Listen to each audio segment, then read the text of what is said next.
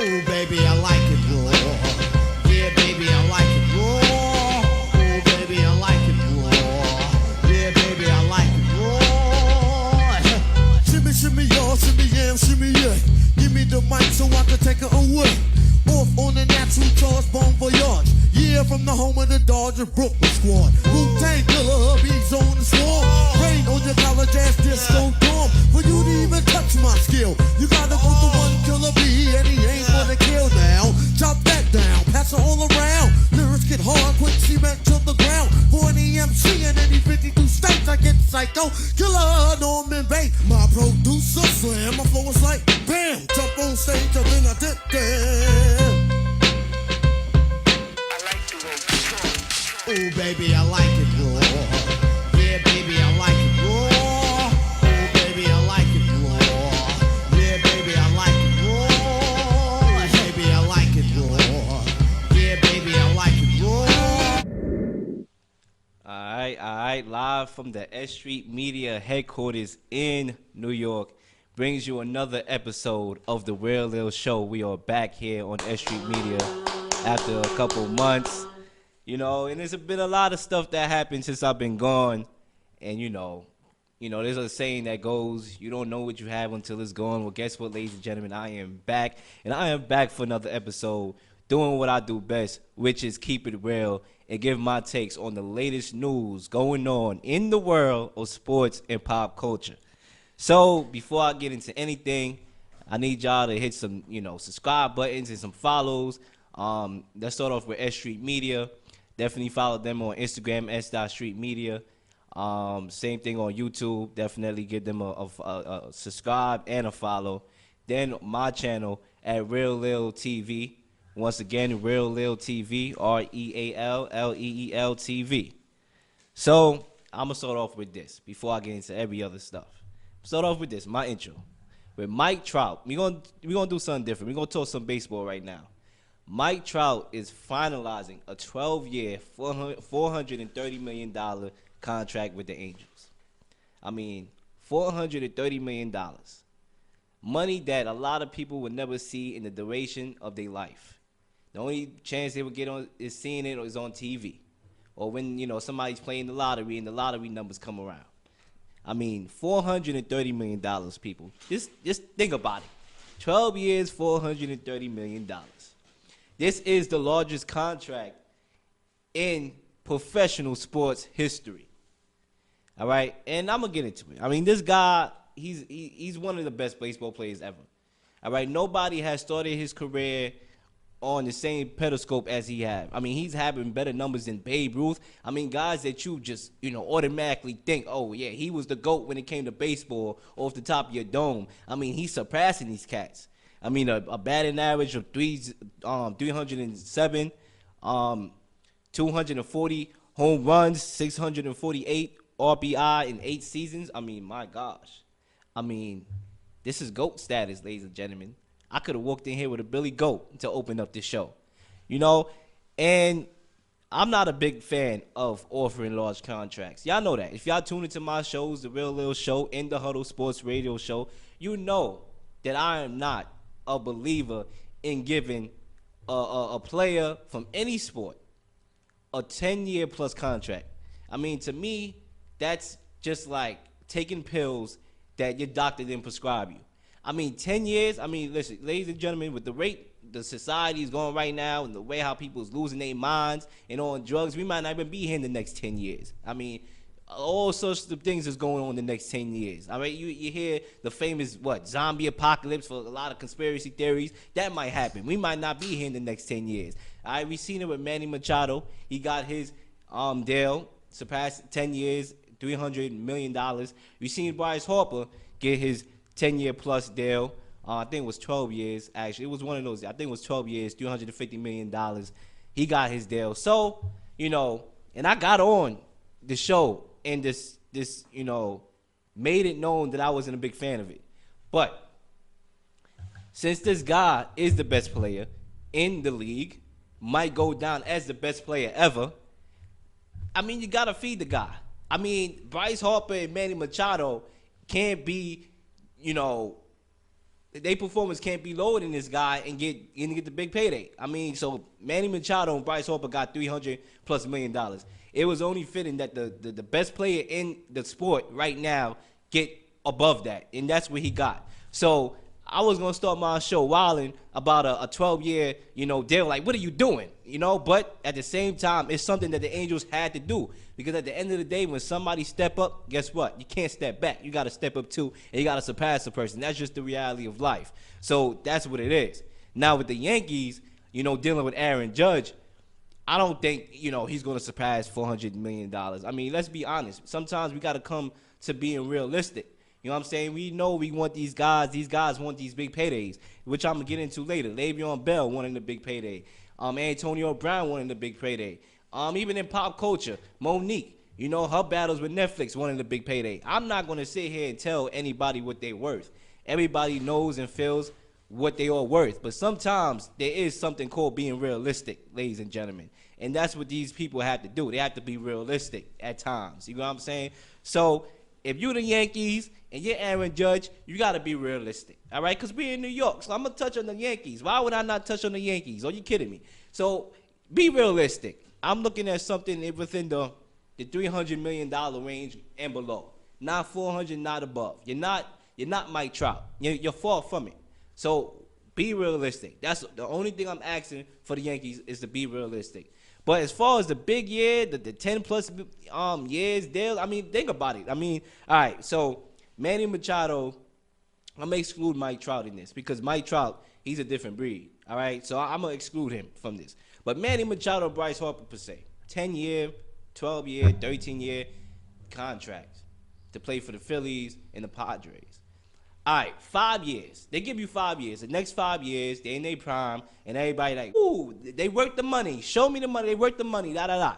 All right, you still got another 5 years to go after that. So let's get to the next 3 years, Still good. We around year 8 of the contract. All right, still pretty good.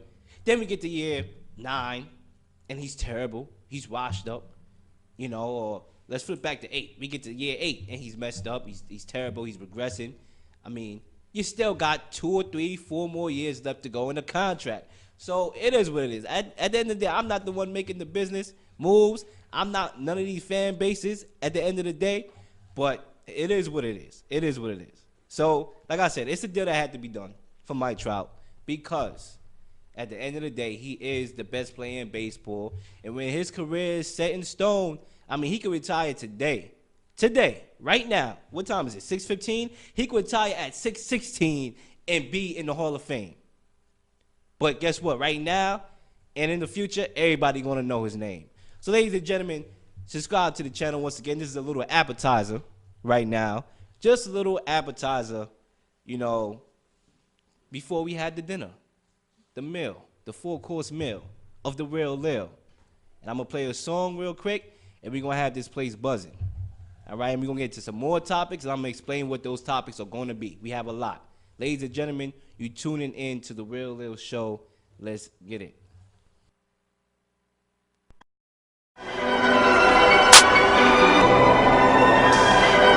Trying not to turn up, man. Trying to come on down, got to. I just can't sometimes. Feel like I'm Pablo, feel like Escobar. Feel like a Chapo, if they went too far. Feel like a Tony, my friends let me scar. Let me with no heart, let me with no heart. Feel like I'm Pablo, feel like Escobar. Feel like a Chapo, if they went too far. Feel like I'm Tony, my friends let me scar. Let me with no heart, let me with no heart, let me with no heart. I just play my part. Told me not to come to your dog at the bar. Lose situation in the pool with sharks. I'm plugged in, I can turn my pain into art. Young static shot, I give you bitches spark. Put that bag over your face, now you're in the dark. Renovate the hotel in the pen now. I want the ransom, you come late, we chopping skin off. Don't pull up to the yoke, bring my cash, no window. Yeah, I've been the GOAT, bitch, I was born in December. Remember we were kings, we had expensive things. Over those ass hood dreams, Damn. Feel like I'm Pablo, feel like Escobar. Feel like a Chapo, bitch, they went too far. Feel like a Tony, my friends let me scar. Left me with no heart, left me with no heart. Feel like Escobar. Feel like a Chapo, bitch, they went too far. Feel like I'm Tony, my friends let me scar. Left me with no heart, left me with no heart. Feeling like I'm Tony when I step out the booth. Money stacked to the roof, hash all on my tooth. Yeah, got a cougar in the coop. Cross me like they hoop. Tryna cross me, then I shoot. Bitch, check my stats on the news. Feeling like I'm Pablo. Yeah, I got hands on sight. Bad bitches, my delight. They all want the pipe. They fucking with the hype. Never touching no white. Making boss moves, that's every day. Tryna hit a lick off in the bay. Tryna get them Cali strands. Yeah, tryna make a couple bands. Yeah, tryna make a couple stacks. Damn, tryna get a couple racks. Young niggas can't relax. Too much money to attract. Niggas better recognize a young nigga on the rise. Feel like I'm Pablo, feel like Escobar. Feel like a Chapo, bitch, they went too far. Feel like I'm Tony, my friends left me scar. Left me with no heart, left me with no heart. Feel like I'm Pablo, feel like Escobar. Feel like a Chapo, bitch, they went too far. Feel like I'm Tony, my friends left me scar. Left me with no heart, left me with no heart. Mommy, can I please watch the Real Leel Show, please? Every day, there are news going on in sports and pop culture, and I give my takes on them. Ladies and gentlemen, we are finally home. New York City. Get ready for this great episode.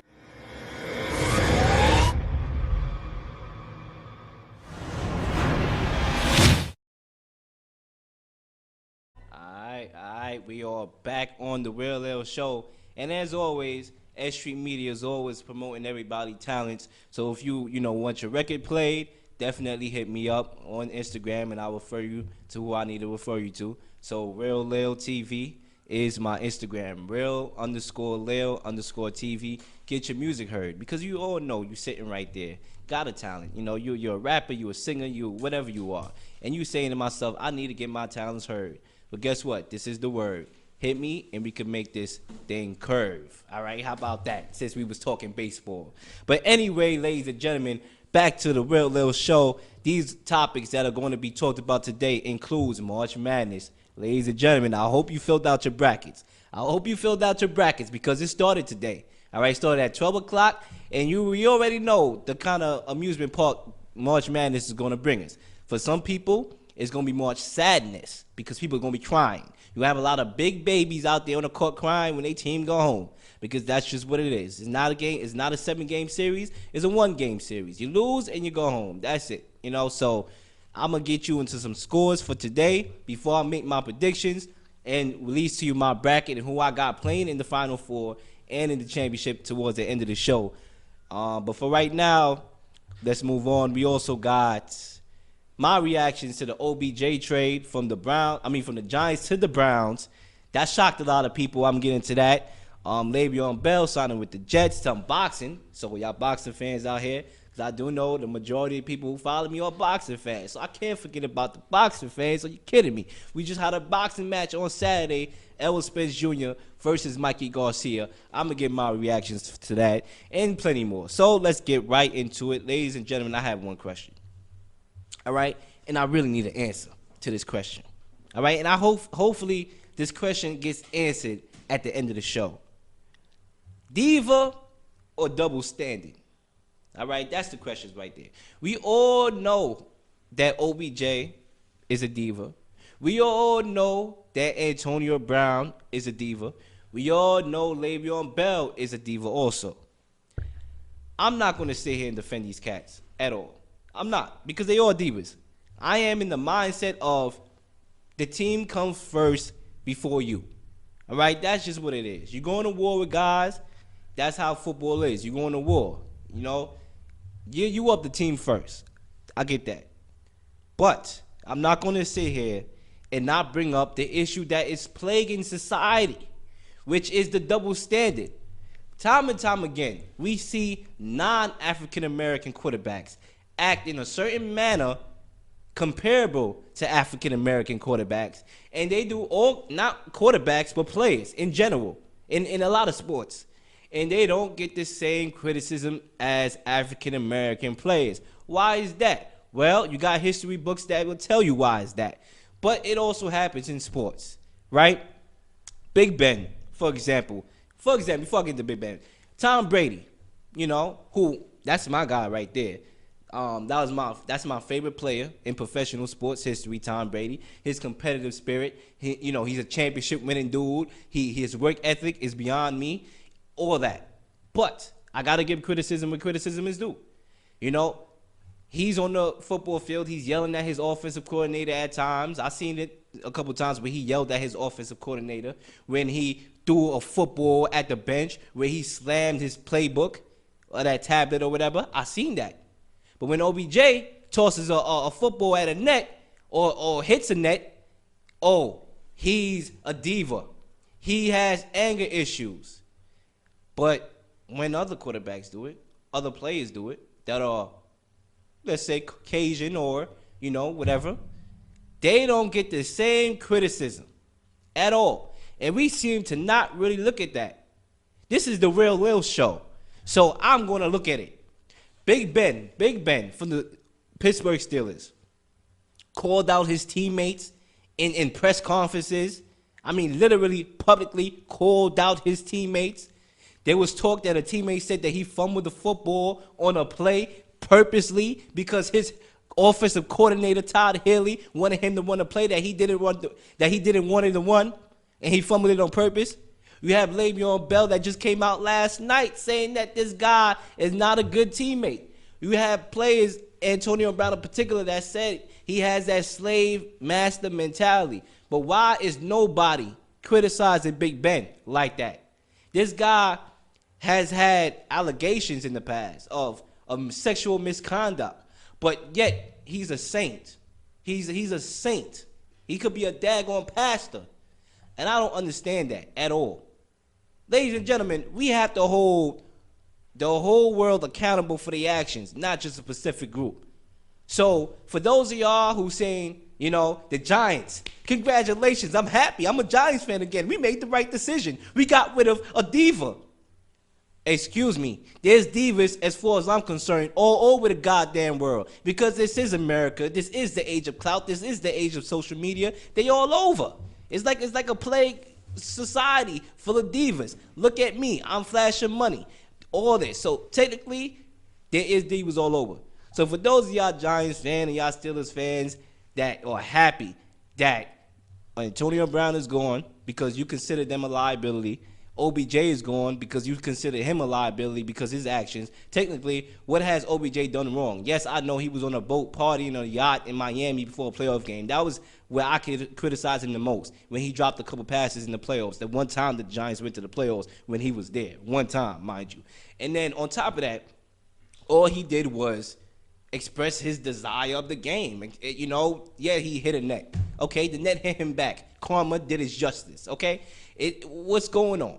Yeah, this guy's not here committing felonies. He's out there having fun. Yes, it's a diva society. He's out there doing that. But this guy has been productive at the wide receiver position. And as far as I'm concerned, he is not the problem.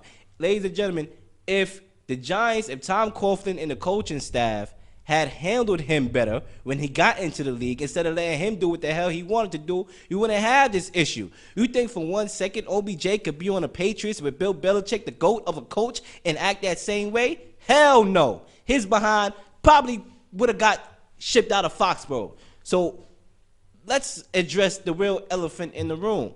All right? The coaching staff of the Giants have a lot to blame with it. All right? A father disciplined his child. All right? A coach disciplined his players, right? But it wasn't none of that. They allowed this brother to do what he was doing.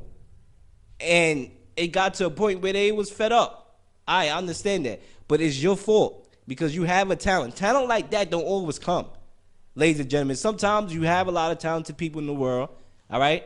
But you have transcendent talented people that come out in the world. You know, your LeBron James, your Zion Williamson, your Michael Jordans. You don't get these guys like that, all right? And then don't fall in your lap like that. And you got this guy out of LSU, a guy that made athletic plays that you will never see again. And you couldn't handle this the right way.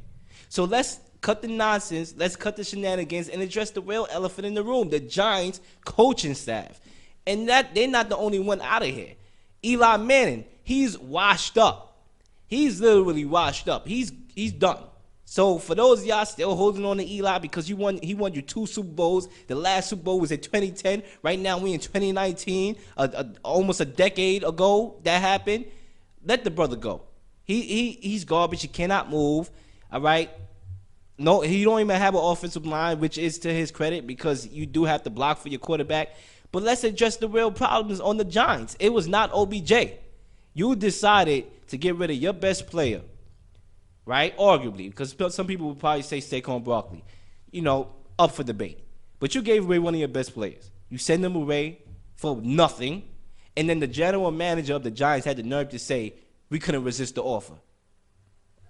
A mid-first round pick, a third-round pick, and Jabril Peppers, you couldn't refuse that? I mean, come on, man. Ladies and gentlemen, let's cut it out. Let's cut it out. I don't understand it. The Giants is stupid. They've been making stupid moves. They claim they have a plan. But I hope that plan includes drafting Dwayne Haskins. Because it's about time they move on from Eli. All right, if you want Eli the Manning to have one more year because you financially obligated to, he has one more year left in the deal, you draft Dwayne Haskins and let him sit behind Eli Manning for half the season, and then you pull the plug. That's all there is to it. All right? I hope so. Because Dwayne Haskins had his pro day yesterday, and the guy looked good. The guy was tossing the football all over the football field. All right? He's accurate. He knows how to make the throws. He knows how to, roll out the pocket and throw the ball deep down the field. You better draft Dwayne Haskins.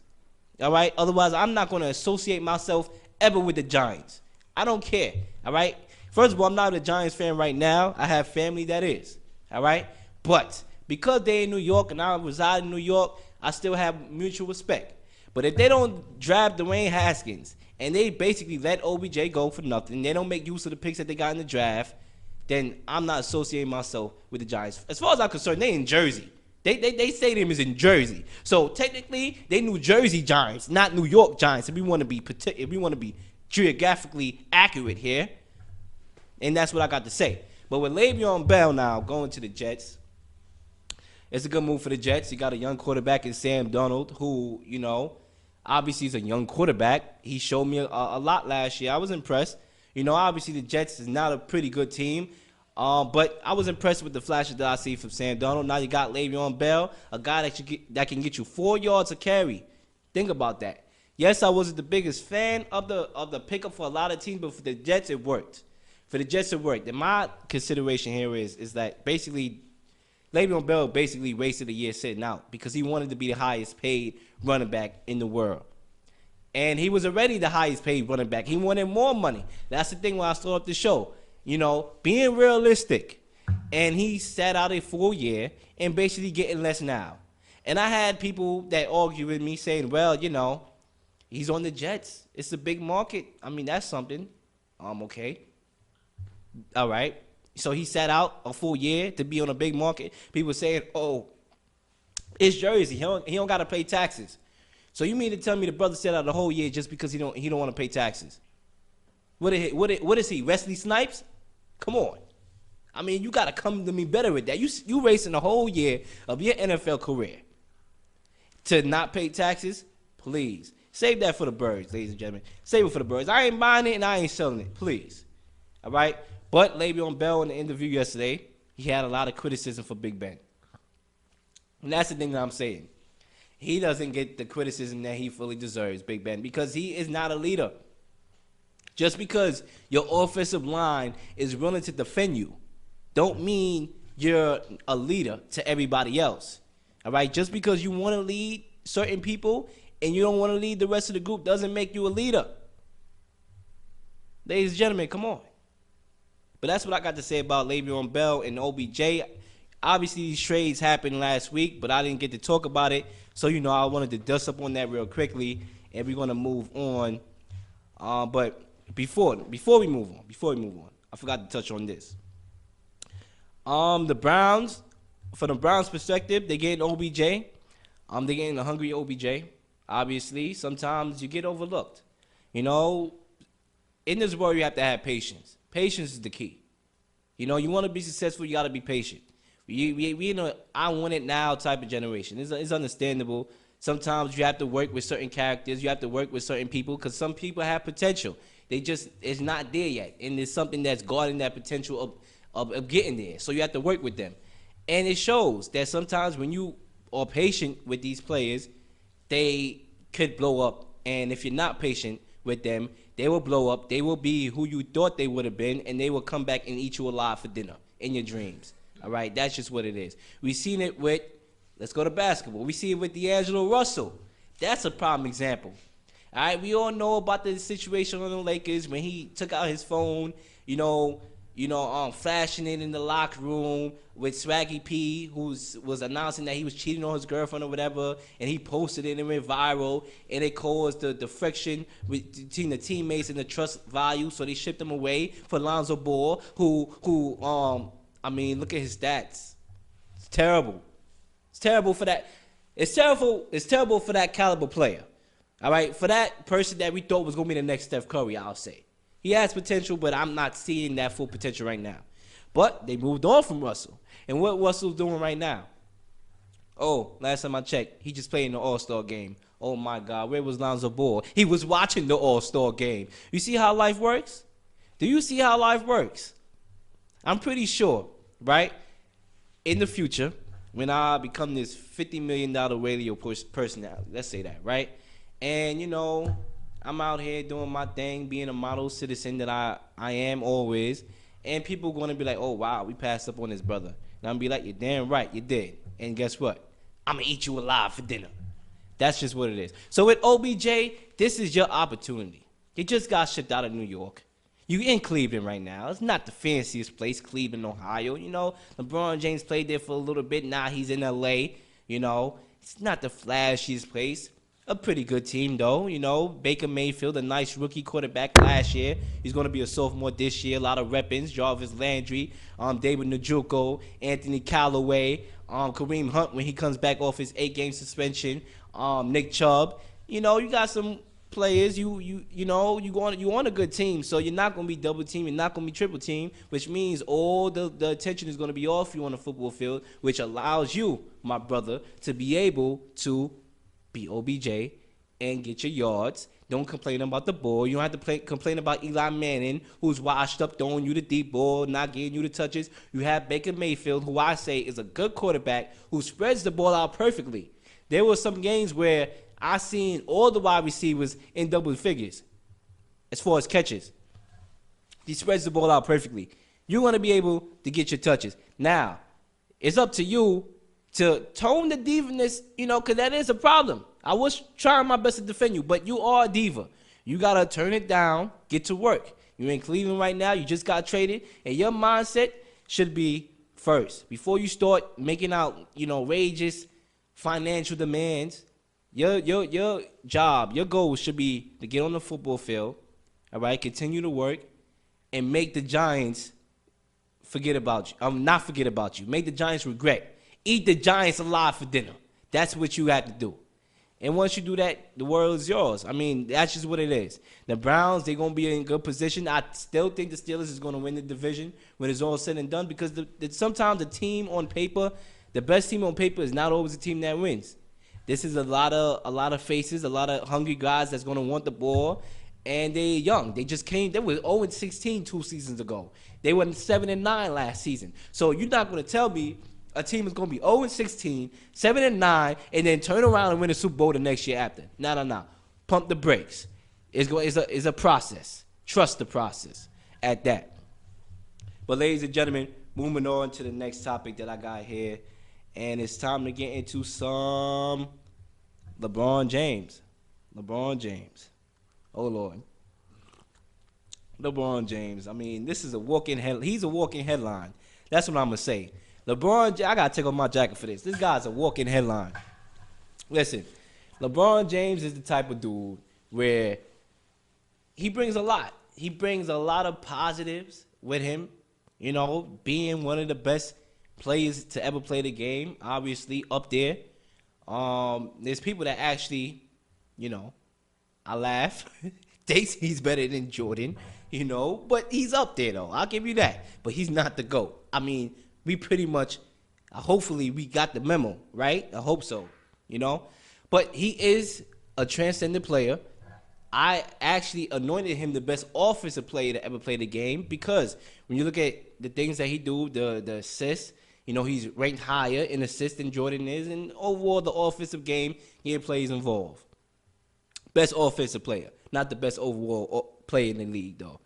You know, so with LeBron James, is a lot of good building a school in Cleveland, which is respectful because there are a lot of black impoverished people out there that need school, they need education, and he did that, and that's spectacular.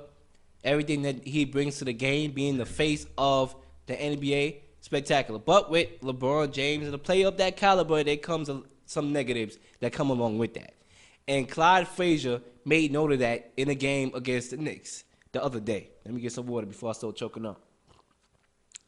But, all right, so during the game against the Knicks, you know, Clyde Frazier, you know, he made, you know, some comments saying that, you know, LeBron James, he needs to sit with his teammates because LeBron James was on the bench and he was sitting 3 chairs away from his young teammates by himself. And Clyde Frazier basically said, if you're the face of the NBA, you got to set a better example. Basically, I'm summing it up, you know, putting a summary of what he said. You know, you want to be with your teammates. And a lot of people is, you know, oh, you know, he's criticizing him. What's criticism about that? That's actual facts. I mean, you making it seem like the brother was out to crucify LeBron James.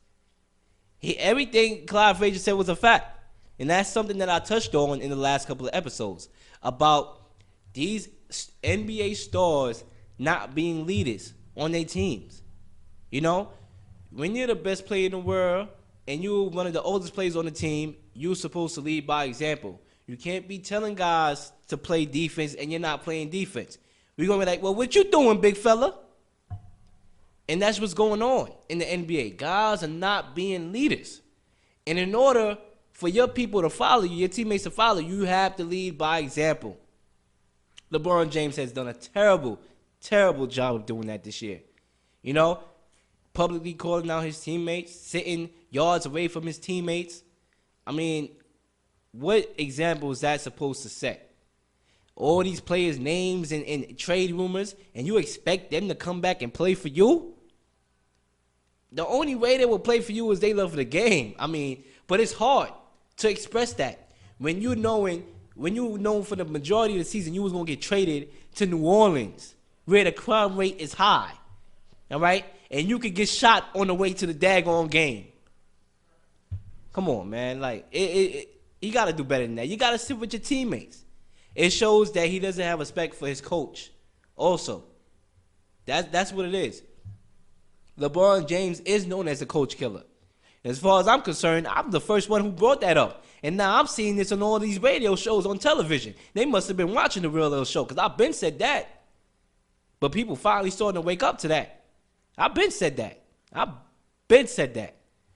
He is a coach killer. He is a bad teammate. That's just what it is. And he has to do a better job of leading by example because you are the best player in the world. Your team is not going to make the playoffs. We know that. But you have to lead by example and sit with your teammates. I honestly thought what Kyle Frazier said about KD was way worse than what he said about LeBron. About, you know, his championships don't mean nothing. I thought that was a little harsher. This wasn't harsh. This was actual facts. But, you know, you have people like Damon Jones on Get Up, if you watch that show. And he's over here, you know, defending LeBron James. Obviously, I know why, because, you know, he once coached LeBron James. He was LeBron James' coach, like I said. And he's going to defend the guy, obviously. You're going to defend somebody that you know, right? He said, oh, me and LeBron James went out to dinner. Okay. That doesn't mean what Clyde Frazier is saying is wrong. If I go out to eat with a serial killer, let's say, does that make him innocent? No, he's still a daggone serial killer. So as far as I'm concerned, LeBron James has to be a leader, regardless if you coach him or not. Just because, you don't consider him as a coach killer, David Blatt will say something else, because they was the number 1 seed, and he got fired as a number 1 seed. Are you kidding me? You cannot be higher than the number 1 seed. He still got fired, and he went to the championship the year before. What about these other guys that was having nightmares like Tyronn Lue? He tried to play it cool. He tried to be respectful with LeBron James, obviously. But he was out here having nightmares. He was throwing up. I was like, listen, I hope the brother make it. Honestly. What is Luke Walton going to do right now? Look at the brother at the media, at the press conference. This brother looks like he's ready to flee the country and go to Cuba. Look at all the things that's going on. Even when he was on Miami, he wanted to change the offense around. And Pat Riley wasn't having that. So guess what happened?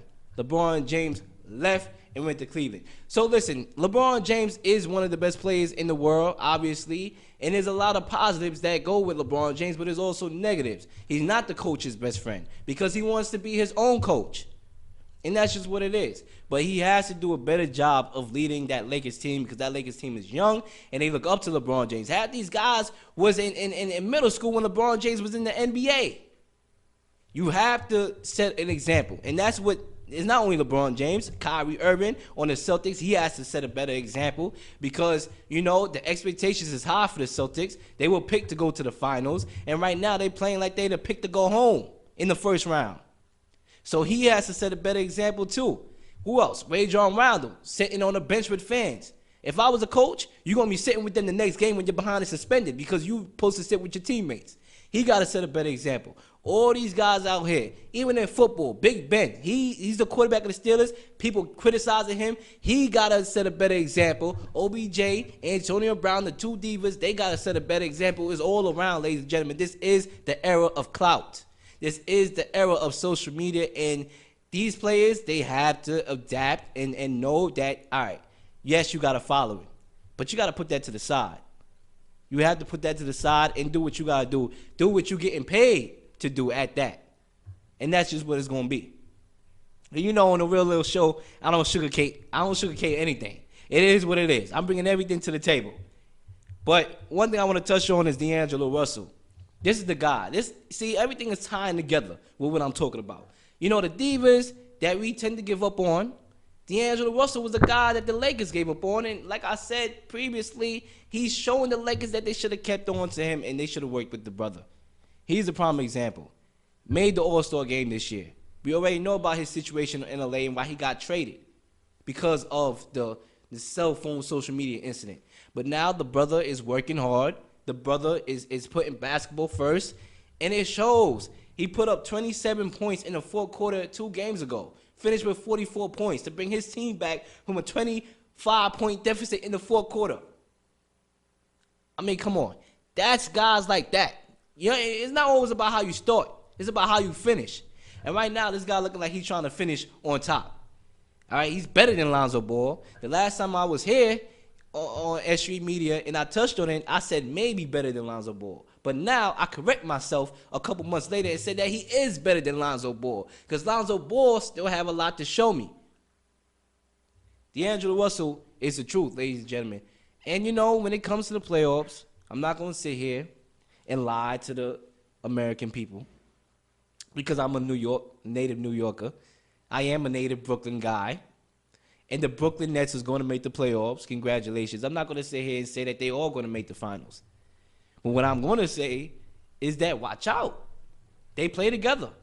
They don't have the superstars, per se, of the Celtics with Kyrie. They don't have the superstars with Kawhi and the Raptors. They don't have the superstars with Embiid, indeed, who just achieved what he achieved yesterday. They don't have those stars. But they play together. Something that the Lakers is not doing, and that's why the Lakers is not making the playoffs. With LeBron James as their leader. Look at the difference, ladies and gentlemen. The Nets don't have the players, but they play together. Those guys, Spencer Dibley and Jared Dudley and all these cats and the Russell, they play together and they having fun playing together. That's a team that can make the playoffs. And as far as I'm concerned, if I'm a free agent, if I was a free agent, I'll be looking at the Nets like, I'll give the Nets the eye. Like, I see you. I see you. I might be over there. Because Brooklyn, we go hard. And that's something you don't see with the Knicks. Obviously, the Knicks, they have a lot to do. I mean, it's been a long time with the Knicks. It's been damn near 40 years. I mean, I don't think it took Noah to build the ark that long. But it's coming together, hopefully. Hopefully. I mean, we literally traded the unicorn out for some picks, which is a gamble, which I think we, in time will tell if that will work out or not. It's basically like going to Vegas and gambling. And, when you go to Vegas, it's either you coming home rich or you coming home with no clothes on. And that's what the Knicks is doing. They know they either coming back rich with KD and Kyrie through free agency 2019, or they're going to be the laughing stock of the league in sports history. So it's a risk they have to take. But the Nets is in good position. The Clippers in good position. And these are two teams that is under, the Clippers is under the Lakers. The Nets is under the Knicks. But these two big main franchises seem to be under as far as the closest to defeat that curse that is roaming around here with them not making the finals in a long time. But like I said, in order to have a good team, you have to have leadership. And that's what a lot of these teams is missing. And that's why there's a lot of teams struggling out here. But let's go to college basketball real quickly. St. John's lost last night. The Arizona State 76-65. I expected it. I mean, St. John's is, right down the block, but at the same time, you could be right down the block, you could be 45,000 away. You still got to play basketball, and I just knew they wasn't ready. I mean, Shamari Pons is the truth. I mean, that's a player right there that, is a NBA prospect hopeful. And, the fact of the matter is the St. John's, they put themselves in position to make the tournament, and they just fell short. But for a team, for a campus, for a school like that, which in the middle of Queens, obviously not your flashiest campuses. Obviously, it's not Chapel Hill in North Carolina. It's not, Syracuse. It's St. John's. So, whatever talented players that they have that are willing to go there, salute to y'all. And Shamari Pons, I believe he's a senior. He's going to be making his way out, and hopefully we'll see this brother in the NBA.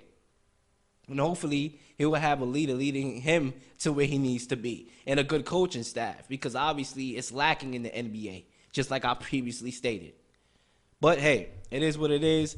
And moving on, let's see what's next. All right, so I want to dive into some boxing before I get into March Madness. I want to dive into some boxing. If you all know, I am a boxing head. I have a lot of boxing people that follow me, and the majority of the people that follow me are boxing fans. So this is for you. Like how LeBron said, Cleveland, this is for you. Boxing fans, this is for you. Real Leel Boxing. So last Saturday, Errol Spence Jr., he retained his welterweight belt against Mikey Garcia. And I'm smiling because, at the end of the day, I told people, I said, listen, Errol Spence is the best welterweight right now in the world. You could throw me Terrence Crawford. And, you have an argument. But from what I saw in that fight, against Mikey Garcia, and I know this brother's a lightweight moving up, but still, Errol Spence showed me a lot. He showed me IQ, the boxing IQ. He showed me the defense, right? He showed me that he didn't have to knock the brother out. He didn't have to knock him out. He knocked him out mentally. He didn't have to physically knock this brother out. He literally embarrassed the brother. I did not give Mikey Garcia one round. There was one round that I said I was probably going to give it to him, which was the second, but that was out of the kindness of my heart. I was going to give him that round. It wasn't because he actually deserved it. It was a close round, but I was like, you know what, Mikey Garcia, salute to the Mexicans. You know what I'm saying? But, and I'm happy that he took the fight, because a lot of guys are scared to take the fight. I don't know why the hell they trying to be pretty for. In boxing, you're not going to be pretty. All right? You're gonna leave the ring with a black eye. I don't know why they trying to be pretty boy Floyd. But he took the challenge. Mikey Garcia said, listen, there's something I see in Errol Spence, and I want the fight. He called him out. He moved up in rate. Obviously, I didn't think he see what he saw on tape, because obviously he couldn't make that happen in the fight. I'm pretty sure he saw a punch coming his way, a right jab to the jaw, but I still credit the brother. You know what I'm saying? I still give him credit for getting in the ring, obviously. But he did take a bad beating. Now, if I was in his corner, I probably would have stopped the fight in round 10. He took a very bad beating, and I think, a fight with Lomachenko is more realistic for Mikey Garcia. A fight with Lomachenko, I think that would be an excellent fight right there. Lomachenko was considered one of the best pound-for-pound fighters in the world. To me, that would be a good fight. But at least he tried. At least he tried. I give him that. Now, Errol Spence, on the other hand, like I said, he's my #1 heavyweight in the world. Cool as a cucumber. He's not over here raggedy. He's not over here, like the loud mouths in boxing history that we all know of. The guys that talk a lot of smack. Obviously Muhammad Ali, but Muhammad Ali backed it up. I'll give him that. He backed it up. He could talk all the smack he wanted to talk because he backed it up. Beating George Foreman and Frazier, he backed it up. Sure, he could still be talking to this day. Obviously from the grave or from heaven, wherever he is. He could still be talking to this day because he did what he did. He's the best heavyweight ever. He's the best boxer in the world as far as I'm concerned. But, Errol Spence is different. He's chill. Obviously, he's not that loud. He's not as aggressive. But he can still lay a beating on your behind. And we'll see who he'll fight next. He wants to fight Pacquiao. And if I'm Pacquiao, Pacquiao do got experience. I'll give him that. He got experience. And Pacquiao's not scared to fight anybody. One thing I know about Pacquiao is that he will bring the aggressive spirit that a lot of guys are afraid to bring. Think about Broner, Adrian Broner when he fought Pacquiao. Literally, Broner only threw 12 punches in that fight and said, listen, I know I won that fight. What the hell was you watching? How you going to throw 12 punches and expect to win the fight? Please. All right, the hood wasn't backing you up on that one. I wasn't. I don't know what hood you talking about, because I wasn't. You lost. But Pacquiao's a guy that he lets his hands go. So, yeah, I believe that he will make the fight interesting, but I don't want that fight for Pacquiao. Pacquiao is halfway out the door. Obviously, he's going to retire soon. So you want to be, why fight the best in the division when you out the door? Maybe it looks good. Maybe it's a big payday because we all know Pacquiao can sell out. And I guess Spence wanted that fight because it's a sellout fight, and it would get him the large audiences. But still, if you Manny Pacquiao, I'll say Sean Porter, Danny Garcia is more realistic. Keith Thurman is more realistic. I don't want that fight for Pacquiao. But if Pacquiao take it, hey, we'll see. The experience that could come into play. But Errol Spence, this dude is a bad guy, man. He's a bad guy. It's somebody that you do not want to see if you're a boxer. But Sean Porter, hopefully we'll get that fight. That's a fight that I want to see. Sean Porter and Errol Spence. To me, Sean Porter, he is that bull. He's a bull. You know what I'm saying? I didn't like the fight that he fought, the last fight against Ugas. Even though I thought Porter won, a lot of people thought Ugas won. I thought Porter won because he had the belt and Ugas was doing a lot of showboating in those championship rounds instead of actually taking it to Porter. I like the way how he switched up his fighting skills. Porter is better when Porter is aggressive, and Porter is better when he brings that bull fighting. Yes, it's ugly at times, but it works for him. That just coming at you like a bull, just, like a dog, just coming at you. That's when Sean Porter is showtime. So I want to see him versus Errol Spence. Obviously, I think Errol Spence will be the favorite to win that fight, but, don't underestimate Sean Porter when he brings that aggressiveness that he brought against Keith Thurman, and why I thought he beat Keith Thurman, even though the judges gave it to Keith Thurman. We'll see. But, like I said, Sean Porter, Errol Spence, that's the fight I want to see. But if it's Pacquiao and Errol Spence, I won't be mad if that is the case. Now, also, May 18th, you have Dominique Brazil, who will be fighting Deontay Wilder. And there's a lot of animosity between the two cats. A lot.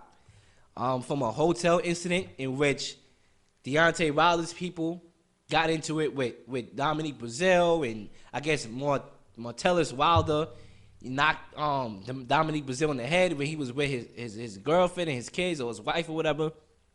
A lot of things going on, and obviously he was the mandatory, and Wilder will be fighting him.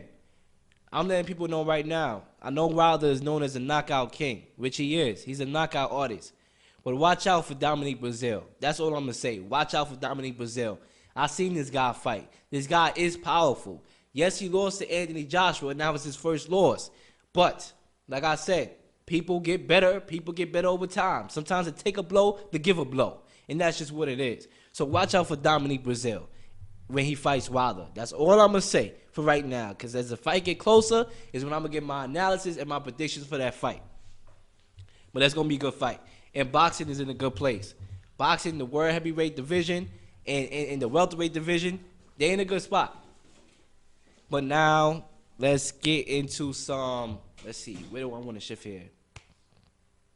All right, let's get into some college basketball. Because you know me, I do all sports. I ain't no one sport, I do all sports. I'm international. That's what they call me, International Real Leel. Let's go to March Madness right now. Ladies and gentlemen, I know y'all got y'all brackets ready. So far, a couple games started today. You have Minnesota, who beat Louisville today. Wow, that's an upset right there. Number 10 ranked Minnesota. They defeated Louisville 86-76. That's our first upset. New Mexico State lost by 1 to Auburn. Ranked number 5, Auburn. 1 point. Bradley, they lost to Michigan State 65-76. Kansas, they had an easy walk in the park. They beat Northeastern 87-53. Murray State, I picked them to win this game too. Murray State, ranked number 12, defeated number 5 Marquette.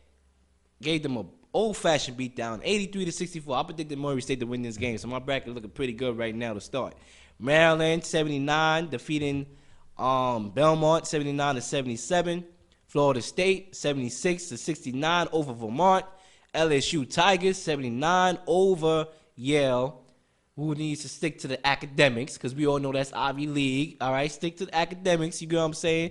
But they lost today 79-74, and that's what it is so far. So we got some more games coming on tonight. Obviously, Zion Williamson and the Duke Blue Devils play tomorrow against North Dakota State. And listen, man, Zion Williamson, that dude is a different specimen. That dude is a different specimen, man. I talked about him a lot on my shows. I don't got to get into this brother too much. All I just know is he's going to be a transcendent player when he gets drafted number 1, all right? Because I think any franchise would be foolish not to draft him number 1. And when he get in the league, whether it's to the Knicks or whoever, the Suns, whoever got that high draft lottery pick, he's going to help that team. You know, he's going to help that team. He and the Duke Blue Devils play tomorrow. And, look, I predict the Duke Blue Devils to go far. How far? We about to find out. Let me see. Let me get my bracket ready. All right, so in the Elite 8, I'm fast-forwarding. This is my predictions, right? I hope none of these teams lost today, because then it's going to make me look like a fool.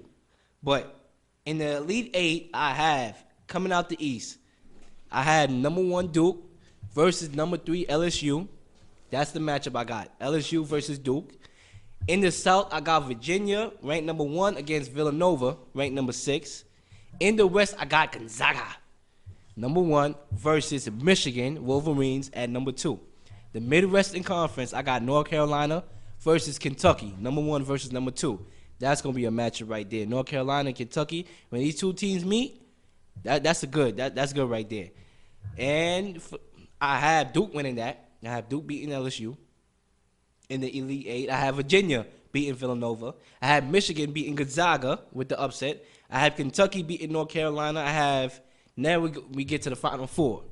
And I have Duke versus Michigan and Virginia versus Kentucky in the Final Four. 1 versus number 2 in both subdivisions. And I have Duke winning against Michigan. I think Michigan is going to surprise a lot of people. They're going to surprise a lot of people, Michigan. Obviously, they won. They went to the championship a couple years ago. I believe they lost to Louisville, 2013, I believe it was, when Louisville got that belt, that championship vacated because of all the sexual misconducts. So they got the experience. I got Duke, however, winning that game, and I have Kentucky beating Virginia, and I have Duke versus Kentucky in the national championship. All right, the battle of the blue. Ladies and gentlemen, Zion Williamson leading the Duke Blue Devils against the Kentucky Wildcats. And who I got winning the championship? I'm going to go with Kentucky. I'm going to go with number 2, Kentucky. I believe Kentucky, this is their year of winning the championship. And I hope I'm right because, you know, there's a lot of money placed on these brackets. So hopefully they give me a big payday. You know what I'm saying? But I got Kentucky winning, and that's just what it is. But overall, ladies and gentlemen, before I close out, excellent show today. I'm glad to be back, obviously. I need y'all to subscribe to my channel on YouTube, Real Leel TV, RealLeel TV. I have 2 sports shows. I have the Real Leel Show, obviously, and I have In the Huddle Sports Radio with myself and Kenny C. We'll be diving into a lot of sports topics, all that, different sports from golf to table tennis to hockey, whatever you want to name it, hopscotch, you name it, skateboarding, We got it on that show. Also on the Real Leel Show, not only do we cover sports, we cover pop culture topics. And before I close, there's one thing I'm going to bring up, and I touched on it on my last episode to close out the show, and that was the Michael Jackson situation. Oh my gosh. You know, I'm gonna come straight with it this time. I'm gonna come straight with it. You know what I'm saying? I have to be honest. I gotta be honest. I was playing politics back then in that last episode. I mean, I kind of, you know, made my opinions known, but I was playing the politics of the game because we on the FCC airwaves, you know, back then, you know, in the last episode when I'm over there, we on the FCC airwaves. I don't want nobody flagging me down. I don't want nobody saying I can't say certain things and Next thing you know, I get a big fine. You know what I'm saying? I have to protect the money in my pocket. You know what I'm saying? But since we on S Street Media, I can say whatever I want to say, ladies and gentlemen. And I'm gonna just say this. Michael Jackson is being targeted. First of all, let's look at the tail of the tape here. And I'm not saying that because he's the king of pop. If the brother was popping young boys, it's a different story. But when the FBI is investigating you for 10 years, trying to get all sorts of dirt on you, and they can't do it, you have fathers committing suicide saying that I lied because I wanted to get paid. When 2 people in the past, Macaulay Culkin, whatever his brother's name is, that came out and say he didn't touch me. Listen, all right, so when it was Trayvon Martin, it was guilty till proven innocent, right? Right? So I'm applying that standard. Until proven, all right, he's innocent. Until it's proven. Why? Like I said, it goes back to what I was talking about in sports. This is why I'm bringing it up, because I'm the GOAT. It's about, you know, everybody held to the same standard. That's why I started the show off talking about OBJ and Big Ben. Ladies and gentlemen, no other radio personality going to do this. Formulate the way I formulated. The double standard in the world with sports, politics, pop culture, it's there. As far as I'm concerned, this brother's innocent. All right? And that's just what it is. Listen, we already know R. Kelly not innocent. That's a whole different story. That brother got a mental problem. That brother out here got a mental problem. You know, he got to go. I could just look at, when I saw that interview with Gayle King, I was like, listen, that's how I look when I lie. That's how I look when I lie. He lying. He need to get locked up. Michael Jackson, obviously, there is questionable things, right? I know. Having kids around you a lot, you know, should have been somebody in his ear telling him like, yo, listen, man, you know, you might get in trouble. You never know what could happen. Somebody might, you know, try to get money out of you. You Michael Jackson. You own Sony. You own this and then. You own the Beatles. You own all those catalogs that you own. Somebody could come after you. Somebody should have told him that. You know, somebody probably did. But who knows? We all know the brother didn't have a childhood. His childhood was an adulthood because he was out here in the Jackson 5. So while a lot of childs is out here playing with Teletubbies and playing with toys and going to Toys R Us, mommy, can I go to Toys R Us? He was out here, you know, singing the song, man. Baby girl, you are my world. I mean, he was out here on tour, on a tour bus, not playing with a tour bus. He was on a tour bus. He wasn't playing with it. So he didn't have a childhood. Maybe the brother wanted to be a child again, and that's why he had Neverland. Listen, I don't know what went on in Neverland. I was in the American land. I was in New York land. I was in Brooklyn land, still to this daggone day. But as far as I'm concerned, let's look at history, man. We all know Harvey Weinstein out here free. We all know these cats out here, doing what they doing. They free. They not black. They out here roaming around. But when it comes to the black fellas, anytime we sneeze, oh yeah, we got him. We got him. That's all they gotta do is mess up. One slip. Oh yeah, we got him. That's just how it is. And when a brother is not there to defend himself, and you have an opportunity to bring up old allegations, to make money off of it, to make a documentary, making the documentary cited to the fact that he's this monster. I'm pretty sure there were people that y'all could have interviewed, that y'all probably tried to interview, that wanted to speak on him in a greater light, that y'all was like, nah, that's not fitting the narrative. We trying to get this agenda pushed out. I mean, come on. That like this happens so many times, over and over again in life, that there is a double standard. So how do we fix it? Ladies and gentlemen, how? I don't have the answers. I really don't, but we got to fix it. As far as I'm concerned, the brother Michael Jackson is innocent. Who are they going to get up next? That's the question. Who's next? Is it going to be Moses? Is it going to be Jesus? They're going to try to get dirt on, right? And then we're going to have a documentary for Jesus. And you know what that documentary is going to be called? Escaping the Passion of the Christ. That's what they're going to name it. Because they're coming after everybody, and that's just what it is. Ladies and gentlemen, if Michael Jackson did what he did, honestly, I feel sorry for the victims. But as far as I'm concerned, the brother is innocent, and guess what? I'm going to still be playing Michael Jackson songs, and y'all can still beat it. And that's the Real Leel Show for the day, this episode. Tune in until next time, ladies and gentlemen. We out.